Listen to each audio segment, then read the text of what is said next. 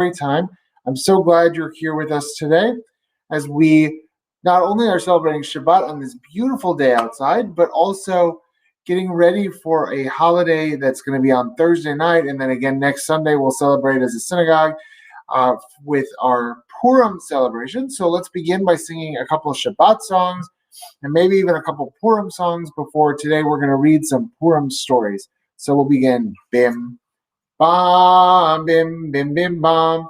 Bim, bim, bim, bim, bim, bam. Chiri, biri, biri, bim. Bam, bim, bim, bim, bam. Bim, bim, bim, bim, bim, bam. Shabbat Shalom. Hey, Shabbat Shalom. Hey, Shabbat, Shabbat, Shabbat, Shabbat Shalom. Shabbat Shalom. Hey, Shabbat Shalom. Hey, Shabbat, Shabbat, Shabbat, Shabbat Shalom. Shabbat, Shabbat, Shabbat, Shabbat Shalom. Shabbat, Shabbat, Shabbat, Shabbat Shalom. Shabbat Shalom. Shabbat Shalom. Hey, Shabbat, Shabbat, Shabbat, Shabbat Shalom.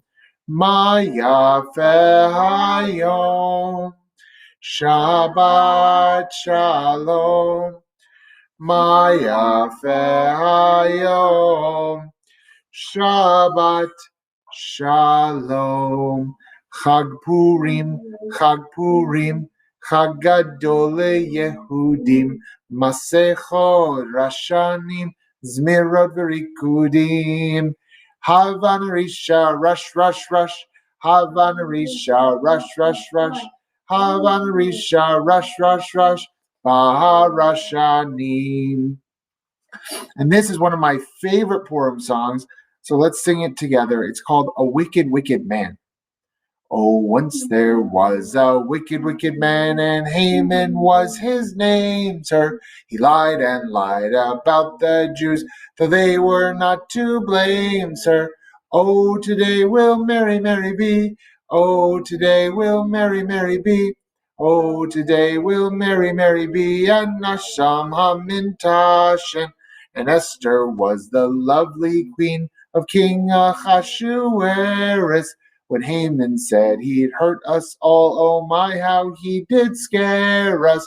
Oh, today will Mary, Mary be. Oh, today will Mary, Mary be. Oh, today will Mary, Mary be. And Nasham Hamintashen. But Mordecai, her cousin bold, said, what a dreadful chutzpah. If I could do what I would want, then Haman I would stop, sir. Oh, today will Mary, Mary be. Oh, today will Mary, Mary be. Oh, today will Mary, Mary be. And Nasham Hamintashen. When Esther, speaking to the king of Haman's plot, made mention. Aha, said he. Oh, no, he won't. I'll spoil his bad intention. Oh, today will Mary, Mary be. Oh, today will Mary, Mary be. Oh, today will Mary, Mary be. And Nasham Hamintashen. So we're going to read a couple books today. Both are Purim books. Both are brand new at my house, so I'm excited to read them too. The first one is called Cakes and Miracles, A Purim Tale, and it's by Barbara Diamond Golden and illustrated by Jaime Solars.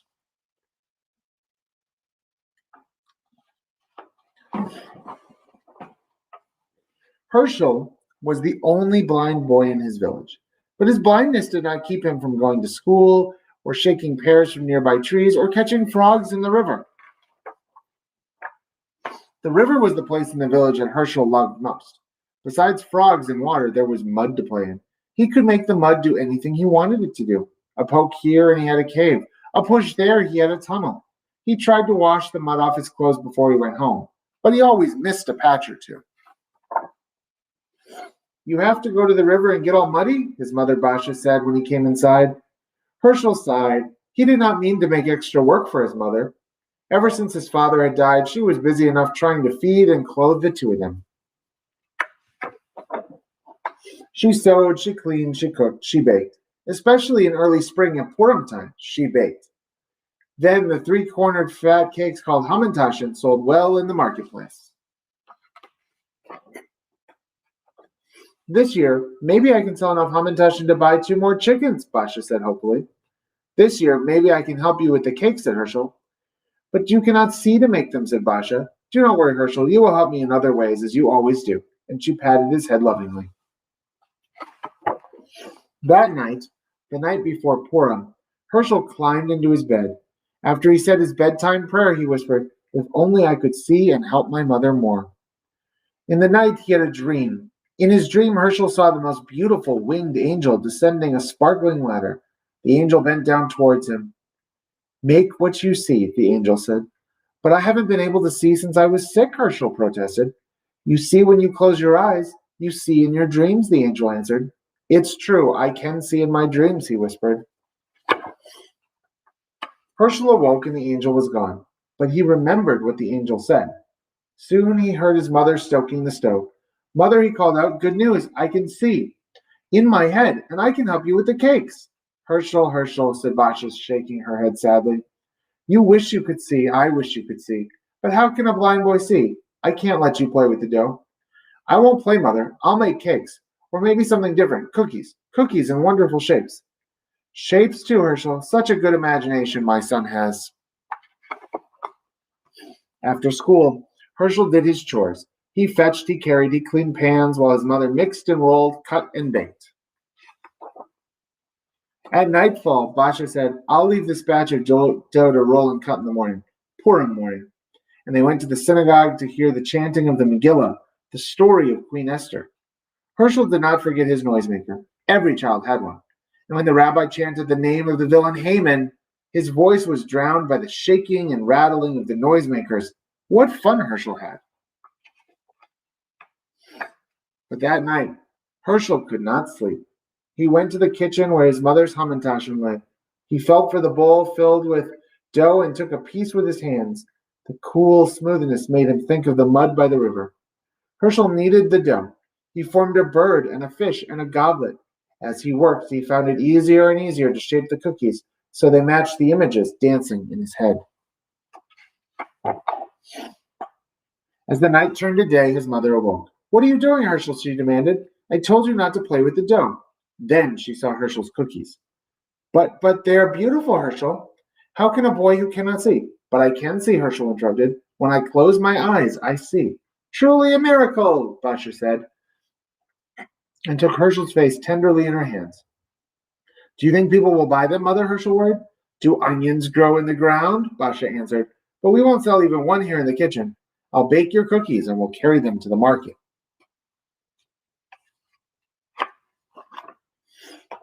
The market was already a busy place. Herschel could smell the herring and pickles, bread and cheeses. He could hear the chickens cackling and the vendors calling out.